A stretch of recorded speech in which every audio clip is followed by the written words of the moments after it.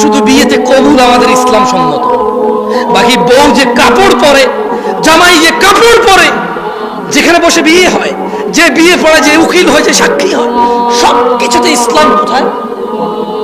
মুসলমানের বিয়েতে ইসলাম কোথায়? মুসলমানের বিয়েতে ইসলাম কোথায়? আমরা যদি ইসলাম জানি তাহলে বিয়েতে ইসলাম কোথায় বলতে পারবো? কোনটা কোনটা ইসলামিক, কোনটা কোনটা বিয়েতে ইসলামিক আমাদের? আজকে এখানে আপনার উপস্থিতিতে আপনি নিজে কয়টা ইসলাম আছে আপনার মাঝে, আমার মাঝে কয়টা আছে? এই আয়োজক ছেলে আমাকে ফোন করেছে, বলো যে ভাই আপনি আসতে হবে, আপনার নাম করছে। আমি ওয়াজ নেওয়ার সময় বলছি আমি পারলে আর নাহলে আসবো। ফোন রাখো, তোমার থেকে কি ওয়াজ দিছি নাকি? আমার নম্রতা কোথায় ছিল ওর সাথে? ও তো কত সুন্দর আয়োজন করেছে, কত কষ্ট করেছে, কিন্তু আমি কি ওর দুঃখ বোঝার চেষ্টা করছি? হয়তো করিনি তখন। তখন আমার রাইট নিয়ে আমি চিন্তায় ছিলাম, দূর ভাই আমি তো বলছি, তুমি কেন ফোন দিচ্ছ? কোথায় আমাদের ইসলাম? আমরা তো নিজেরাই দিনে 10টা ভুল করি, নিজেরাই দিনে 100 ভুল করি, 500 ভুল করি। তিনি সাল্লাল্লাহু আলাইহি সাল্লাম বলেছে, এই ছোট ভাই তুমি কেন দাড়ি কাটো বলতে পারো?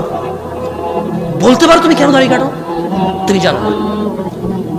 Maybe you look nice, you think like that. তোমার একটা চিন্তা, জাস্ট তোমার একটা ধারণা। মেবি তুমি বৃদ্ধ দেখতে চাও না নিজেকে, দাঁড়িয়ে রাখলে বুড়া বুড়া মনে হয়। হয়তো তোমার মাথায় একটা ঢুকছে বোকা।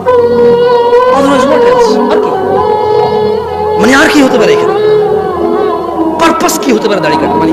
কি জ্ঞান বেড়ে যায়, উচ্চতা বেড়ে যায়, বংশমর্যাদার পরিচয় চেঞ্জ হয়ে যায়, চাকরি হয়ে যায়। তুমি প্রতি বৃহস্পতিবার রাতে কাটো, শুক্রবার উদ্দেশ্যে তুমি বিয়েতে যাওয়ার আগের দিন কাটো, তুমি বেড়াইতে যাওয়ার আগের দিন কাটো, তুমি শহরে যাওয়ার আগের দিন কাটো, তুমি বাড়িতে ফেরার দিন কাটো। কেন ভাই? তুমি নিজে জানো। ইসলামের সূচনা হয়েছিল কি অবস্থায়? সবাই বলেন, ইসলামের সূচনা হয়েছিল কি অবস্থায়? অপরিচিত অবস্থায়। আল্লাহ নবী সাল্লাল্লাহু আলাইহি সাল্লাম বলছেন, বাদাআল ইসলামু গরীবা, ইসলামের সূচনা হয়েছিল অপরিচিত অবস্থায়। ওয়া সায়াউদু কামা বাদাআ গরীবা, অচিরেই, নিকটে, শীঘ্রই এটা আবার আগের মতো অপরিচিত হয়ে যাবে। খুব শীঘ্রই ইসলামটা ঠিক আগের মতো অপরিচিত হয়ে যাবে। আজকে মুসলমানের বিয়েতে ইসলামী খুঁজে পাওয়া যায় না। আজকে মুসলমানের পড়ালেখার বিদ্যালয়ে ইসলাম খুঁজে পাওয়া যায় না। আজকে মুসলমানের ঘরে বাবা মা আর ছেলে মেয়ের ভিতরে ইসলাম খুঁজে পাওয়া যায় না। আজকে হুজুরদের ভিতরে ইসলাম খুঁজে পাওয়া যায় না। ইউটিউবার বক্তাদের বক্তব্য জনসম্মুখে প্রচার করে মানুষকে দিন শিখানোর এক নৈতিক ও এক কঠোর এবং বিশাল লাভজনক দায়িত্বে যারা নিয়োজিত, যারা নিজেরাই এই দায়িত্ব নিয়েছে, কেউ ওদের বলেনি তুমি ভিডিও করে ছাড়ো আমার ভিডিও ইউটিউবে। নিজে নিজে দায়িত্ব নিয়েছে দিন প্রচারের, অথচ প্রচার করে শুধু যতটুকু ভেজাল, যতটুকু ভুল, যতটুকু বেশি মানুষ দেখবে ততটুকু, যতটুকু ইসলাম অতটুকু নয়। বক্তা এমন বক্তব্য দেয় যে বক্তব্যের শ্রোতা ঠিক বলবে, ও জিজ্ঞেস করবে ঠিক কিনা, ব্যাস। বক্তা যখন তার দান লাগবে একরকম বক্তব্য দেয়, যখন লোকজনকে কান্না করাবে তখন একরকম বক্তব্য দেয়। এগুলো তার মুখস্থ, তার মনের ভিতরে অনুভূতি কিচ্ছু নেই। আমি এখানে ওয়াজ করতে আসছি, আপনারা শুনতে আসছেন।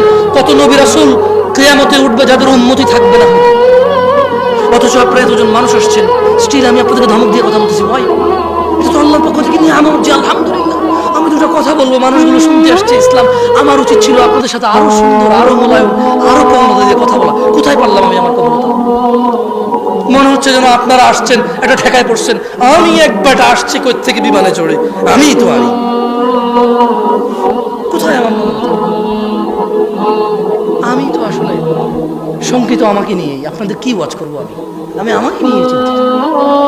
আল্লাহ তাআলা আমাকে ক্ষমা করুন, আপনারা আমাকে মাফ করে দিন যদি ধমক দিয়ে আমি হয়তো কথা বলার ফ্লো, আমার হয়তো স্বভাবগত জাত একটু চঞ্চল। আমি ভাই বুঝছেন, হাত পা নড়ে চড়ে, মাথা মুথা গরম হয়ে যায় যখন উল্টাপাল্টা কিছু, মানে বাস্তবতার হাদিস একরকম, কোরআন একরকম, একটু গরম হয়ে যায়।